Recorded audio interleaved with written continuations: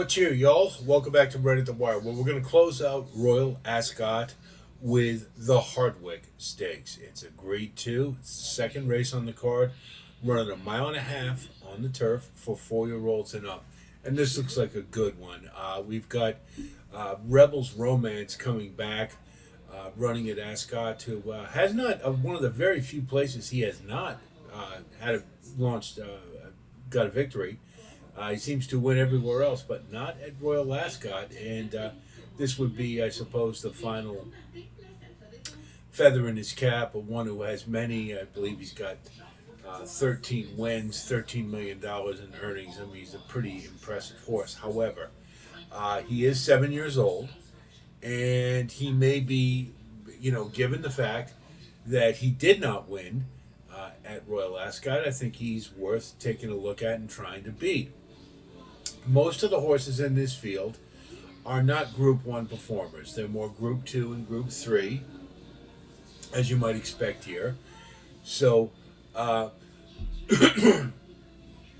excuse me, ordinarily Rebels Romance would probably have a class edge over most of these, and I suppose he still does to a degree. I'm just not sure he is going to come into this race in the form we know him to have. The last race, the Yorkshire Cup, he did win, but it was the way he won that was a little concerning to me. It seemed like he was kind of begging for the finish, and that's enough for me to try to beat him in one of the last races at Ascot. So we'll look at some of the contenders that I think we ought to take a look at. El Asi, last time was the favorite and was disappointing for fourth, but I didn't think he ran badly. And he's a 9-year-old who has had some success at Ascot, particularly at this distance. I think his form indicates that, third time off the layoff isn't going to be a problem. And he's very consistent. And I think he's one that you certainly want to keep in the mix. 8-1, you get a pretty good price. I like Epic Poet to win this race. This is another consistent performer at 6 years old. And he ran in the Yorkshire Cup last time against Rebels Romance, and he damn near beat him. Rebels Romance was begging for the finish, as I mentioned. And Epic Poet was really creeping up on him. This is a horse who has good, solid form, and looks to be, I think at 15-1 offers a really good price. And if you're going to beat Rebels Romance, you're going to have plenty of options value-wise in here. So I'll take Epic Poet. And like I say, he looked pretty good the last time, and I think on firm ground he shouldn't be a problem, and he's a good, solid performer, so we're going to go with him.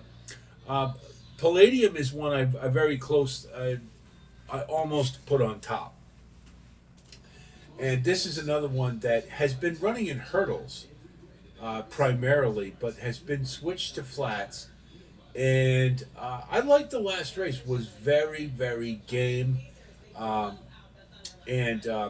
in the stretch, I mean, it was led for most of the way and still had plenty enough to re-rally, and it was only the second start on flat. So I think this one is probably has another move forward in him. And let's remember the one thing you have to remember about these European horses, that they can run the lead, they can run from behind, they can run mid-pack, they run wherever they have to. They're usually pretty handy. I don't know it's necessarily the call to get on the front end in this race, but I think Palladium can go wherever he wants to. John Gosden has been red hot at Ascot, as one of our subscribers keenly pointed out, and he's also we got Ryan Moore aboard, and so there's a lot of good intent there, and so Palladium I really like in this spot too. Rebels Romance, I'm not going to leave off, of course. He just wins too much to be overlooked. We're just going to try to beat him, to make some ROI, make some hay. But he can certainly win this race. And, he just seems to bring it every time. And I'm just banking that maybe at 7, the worm is starting to turn a little bit. And given that last race and the fact that he hasn't had success over at Ascot. So we'll try to beat him, but we're absolutely going to use him. Final horse to use is number 12, Table Talk. Table Talk is a 4-year-old who looks to be getting into good form. Was kind of okay at 3, but the last 2 starts he's been pretty solid with a couple of good second place finishes. Granted, they were in Group 3 races, but with a 4-year old who looks like he's ready to take a step forward at 15-1, I think we want to definitely include in the mix. So we're going to go with the upset with Epic Poet, number 6 in the Hardwicke Stakes, and I certainly hope our analysis helps you with your own wagering strategy. I wish you the best of luck as always. And certainly, if you do like content like this, please like and subscribe. And again, thanks so much to all of you who continue to grow our community. Andrew, I just want to send you're probably not going to watch this, but a little shout out to you. Thanks so much for all your great comments throughout the Triple Crown Trail. The Ohio Derby, you had some nice input there, and I want to thank you for that. And those of you who follow European racing, we've had a couple of nice comments, and I appreciate the input, and don't be shy. I'd love to hear about it. I endeavor to get more involved with European racing. I really enjoy it, and Royal Ascot to me is just the cherry on the cake for the year. It's just a great event, and hopefully a lot of you will get up early tomorrow and have a chance to take a look at it because it's a lot of fun.